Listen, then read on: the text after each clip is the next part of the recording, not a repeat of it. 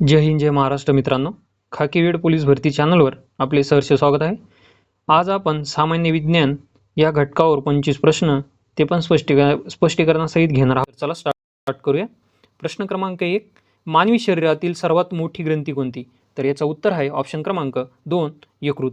तर यकृतला इंग्रजीमध्ये लिव्हर असे म्हणतात आणि मानवी शरीरातील सर्वात मोठी ग्रंथी असून याचे वजन सर्वसाधारण 1200 ग्रॅम ते 1500 ग्रॅम म्हणजे 1.5 किलोच्या आसपास असते. तर यकृतातून पित्तरस म्हणजेच बिली ज्यूस स्त्रवतो, जो चरबीच्या पचनासाठी महत्त्वाचा असतो. प्रश्न क्रमांक 2, पाण्याची कमाल घनता मॅक्झिमम डेन्सिटी किती तापमानाला असते? तर याचं उत्तर आहे ऑप्शन क्रमांक बघू शकता तुम्ही 2, 4 अंश सेल्सिअसला. स्पष्टीकरण बघू शकता. पाण्याच्या विसंगत आचरणामुळे 4 अंश सेल्सिअस तापमानाला पाण्याची घनता सर्वात जास्त असते आणि आकारमान सर्वात कमी असते. प्रश्न क्रमांक 3, कोणत्या जीवनसत्वाच्या अभावामुळे रातआंधळेपणा म्हणजेच नाईट ब्लाइंडनेस हा आजार होतो? तर याचं उत्तर आहे ऑप्शन क्रमांक 1, विटॅमिन ए म्हणजे जीवनसत्व अ. स्पष्टीकरण बघू शकता तुम्ही. विटॅमिन एच्या कमतरतेमुळे डोळ्याचे आजार होतात. तर गाजर, दूध, पालेभाज्यामध्ये विटॅमिन अ भरपूर प्रमाणात असते. तर विटॅमिन एचे शास्त्रीय नाव आहे रेटिनॉल. हे लक्षात ठेवा, पोलीस भरतीला प्रश्न पडतो. प्रश्न क्रमांक 4, ध्वनीचा वेग सर्वात जास्त कोणत्या माध्यमात असतो? तर याचं उत्तर आहे ऑप्शन क्रमांक बघू शकता तुम्ही 3, स्थायू माध्यमात. स्थायू माध्यमात ध्वनीचा वेग सर्वात जास्त असतो. स्थायू माध्यमात उदाहरणार्थ लोखंड, स्टील सर्वात जास्त असतो, तर द्रव्य माध्यमातून त्यापेक्षा कमी असतो आणि निर्वात पोकळीतून ध्वनी प्रवास करू शकत नाही. हे लक्षात ठेवा, हे प्रश्न पडतो पोलीस भरतीला. प्रश्न क्रमांक 5, रक्ताचा दाब मोजण्यासाठी कोणते उपकरण वापरतात? तर याचं उत्तर आहे ऑप्शन क्रमांक 3, स्पिग्मोमॅनोमीटर. निरोगी माणसं स्पष्टीकरण बघू शकता. निरोगी माणसाचा सामान्य रक्तदाब 120 ते 80 mmHg असतो. हा दाब मोजण्यासाठी स्पिग्मोमॅनोमीटर या यंत्राचा वापर केला जातो. प्रश्न क्रमांक 6, पेनिसिलिन या पहिल्या प्रतिजैविकाचा म्हणजेच अँटीबायोटिकचा शोध कोणी लावला? याचं उत्तर बघू शकता तुम्ही. Alexander Fleming. ऑप्शन क्रमांक 2, अलेक्झांडर फ्लेमिंग यांनी 1928 मध्ये पेनिसिलिन नोटॅटम बुरशीपासून जगातील पहिल्या अँटीबायोटिकचा म्हणजेच पेनिसिलिनचा शोध लावला. लक्षात ठेवा. प्रश्न क्रमांक 7, मानवी शरीरात एकूण किती हाडे आहेत? याचं उत्तर आहे ऑप्शन क्रमांक 1, 206. तर प्रौढ मानवी शरीरात 206 हाडे आहेत. तर शरीरातील सर्वात मोठे हाड मांडीचे हाड म्हणजेच त्याला आपण फिमर म्हणतो आणि सर्वात लहान हाड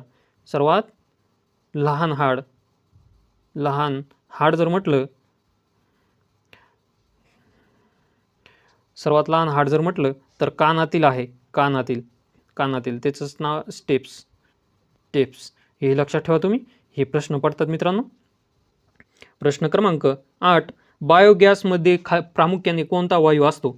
तर याचं उत्तर आहे ऑप्शन क्रमांक 3, मिथेन. याचं उत्तर आहे ऑप्शन क्रमांक 3, मिथेन. तर बायोगॅस किंवा गोबर गॅसमध्ये 55% ते 65% मिथेन वायू असतो. तर मिथेन म्हणजेच CH4. हे लक्षात ठेवा, पोलीस भरतीला संज्ञा विचारतात. CH4 एक ज्वलनशील वायू असून याचा वापर ग्रामीण भागात इंधन म्हणून केला जातो. प्रश्न क्रमांक 9, सूर्यप्रकाश पृथ्वीपर्यंत पोहोचण्यासाठी सर्वसाधारणपणे किती वेळ लागतो? तर याचं उत्तर आहे ऑप्शन क्रमांक 3, 8 मिनिट 20 सेकंद. स्पष्टीकरण बघू शकता.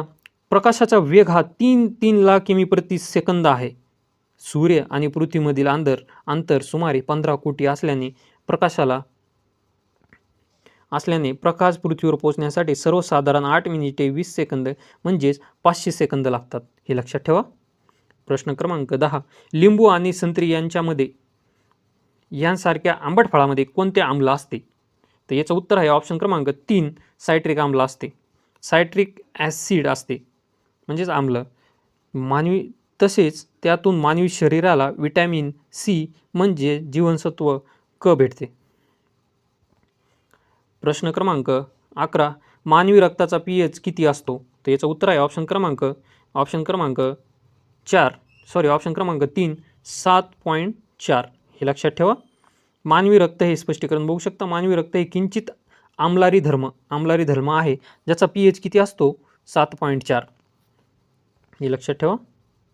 प्रश्न क्रमांक 12 लाफिंग गॅस म्हणजेच हसवणारा वायूचे रासायनिक नाव काय आहे? रासायनिक नाव काय आहे? तर याचं उत्तर आहे ऑप्शन क्रमांक 2. याचं उत्तर नायट्रस ऑक्साईड. लक्षात ठेवा. प्रोनाउन्स थोडी चुकले असेल तर माफ करा. प्रश्न स्पष्टीकरण बघू शकता. नायट्रेट ऑक्साईडची संज्ञा जर विचारली तर N2O हे लक्षात ठेवा मित्रांनो. ही संज्ञा कधी कधी विचारतात. प्रश्न क्रमांक 13 गुरुत्वाकर्षणाचा शोध कोणी लावला? आता गुरुत्वाकर्षणाचा शोध सगळ्यांना माहीतच असेल, चौथीपासून शिकत आलो आहे आपण. तर याचं उत्तर आहे ऑप्शन क्रमांक 2 सर आयझॅक न्यूटन. आणि स्पष्टीकरणमध्ये बघू शकता सफरचंद एक्झाम्पल जर बघितलं, सफरचंद म्हटल्यावर मग आयझॅक न्यूटन आलं, हे लक्षात ठेवा. प्रश्न क्रमांक 14 मानवी शरीरातील रक्तभिसरण प्रक्रियेचा शोध कोणी लावला?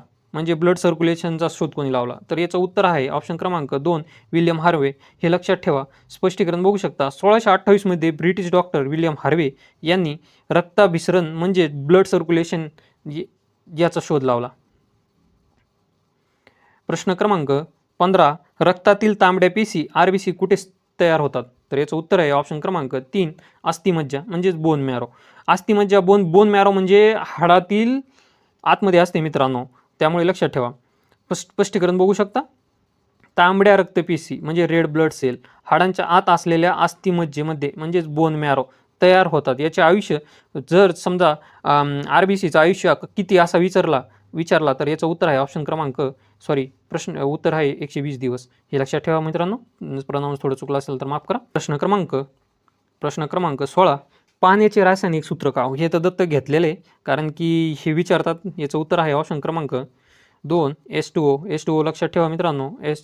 H2O हे पाण्याचं संज्ञा आहे, रासायनिक सूत्राचे नाव हे विचारतात. स्पष्टीकरण पण बघू शकता तुम्ही. पाण्याचे रासायनिक सूत्र H2O आहे.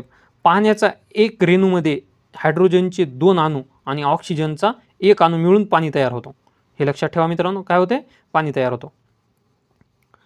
प्रश्न क्रमांक 17 कोणत्या रोगामुळे मानवी शरीरातील पांढऱ्या पेशी म्हणजे WBC अनियंत्रितपणे वाढतात? तर याचं उत्तर आहे ऑप्शन क्रमांक 3 ल्युकेमिया म्हणजेच रक्ताचा कर्करोग. याच्यामध्ये पांढऱ्या पेशी अनियंत्रित वाढतात आणि सामान्यपणे वाढते, ज्यामुळे शरीराची नैसर्गिक रोग प्रतिकारक शक्ती यंत्रणा पूर्णपणे बिघडते आणि कॅन्सर होतो. त्यालाच आपण इंग्लिशमध्ये कॅन्सर म्हणतो, ब्लड कॅन्सर.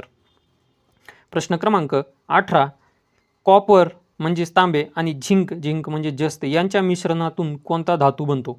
तर याचं उत्तर आहे ऑप्शन क्रमांक 2 पित्तळ बनतो. हे स्पष्टीकरण पण बघू शकता. तांबे, कॉपर आणि जस्त झिंक ठराविक प्रमाणात एकत्र वितळून पित्तळ म्हणजेच ब्रास हा संमिश्र धातू तयार केला जातो. भांडी आणि पूजा साहित्य बनवण्यासाठी याचा मोठ्या प्रमाणात वापर केला जातो.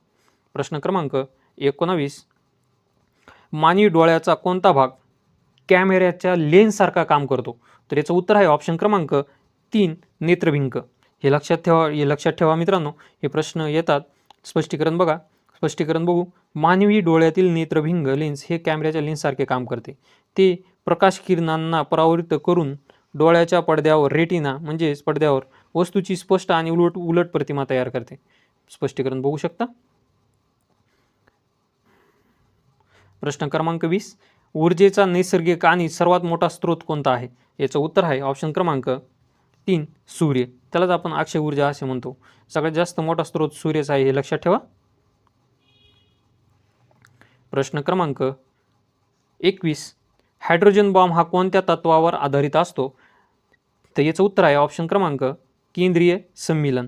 हायड्रोजन बॉम्ब हा केंद्रीय सम्मिलन म्हणजेच न्यूक्लिअर फ्युजन तत्वावर काम करतो, ज्यामध्ये हलके अणू एकत्र येऊन प्रचंड ऊर्जा निर्माण करतात. त्यालाच अणुबॉम्ब असे म्हणतो आपण. प्रश्न क्रमांक 22 कोणत्या उपकरणाने भूकंपाची तीव्रता मोजली जाते? तर याचं उत्तर आहे ऑप्शन क्रमांक 2 सिस्मोग्राफ. स्पष्टीकरण बघू शकता. भूकंपाचे धक्के आणि त्याची तीव्रता मोजण्यासाठी सिस्मोग्राफ हे यंत्र वापरतात. त्याची अचूक तीव्रता मोजण्यासाठी रिश्टर स्केल मध्ये मोजले जाते. हे पण लक्षात ठेवा. दोन्ही पण प्रश्न सिस्मोग्राफ आणि रिश्टर स्केल हे दोन्ही पण लक्षात ठेवा. पोलीस भरतीला प्रश्न येतो. प्रश्न क्रमांक 23 पाण्याचे बर्फात रूपांतर होताना त्याचे आकारमान आकारमानात काय काय बदल होतो? तर याचं उत्तर आहे ऑप्शन क्रमांक 2, आकारमान वाढते. स्पष्टीकरण बघू शकता. पाण्याचे तापमान जेव्हा 4 अंश सेल्सिअसवरून 0 अंश सेल्सिअसपर्यंत कमी होते तेव्हा त्याचे आकारमान वाढते. म्हणून बर्फ पाण्यात तरंगतो आणि हिवाळ्यात पाण्याच्या पाईपलाईन फुटतात. हिवाळ्यात पाण्याच्या पाईपलाईन का फुटतात हे पण रिझन येतात, हे पण विचारतात पोलीस भरतीमध्ये, हे लक्षात ठेवा मित्रांनो. प्रश्न क्रमांक 24. इन्सुलिन हे संप्रेरक म्हणजे हार्मोन शरीरातील कोणत्या अवयवातून स्त्रवते? तर याचं उत्तर आहे ऑप्शन क्रमांक 2, स्वादुपिंड. स्पष्टीकरण बघू शकतो. स्वादुपिंड म्हणजे पॅनक्रियास मधून इन्सुलिन नावाचे संप्रेरक स्त्रवते, जे शरीरातील साखरेचे ग्लुकोज प्रमाण नियंत्रित ठेवते. यांच्या कमतरतेमुळे मधुमेह हा आजार होतो. प्रश्न क्रमांक 25. रक्त गोठण्यासाठी कोणते विटॅमिन मदत करते? तर याचं उत्तर आहे ऑप्शन क्रमांक 4, विटॅमिन के. स्पष्टीकरण बघू शकता. जखम झाल्यास रक्त वाहून जाण्यापासून रोखण्यासाठी आणि रक्ताची गुठळी तयार करण्यासाठी विटॅमिन के अत्यंत आवश्यक आहे. तर असे आजचे 25 प्रश्न सामान्य विज्ञान या घटकावर झालेले आहे मित्रांनो.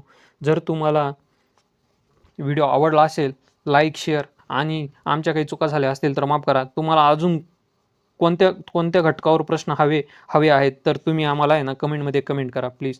धन्यवाद. जय हिंद.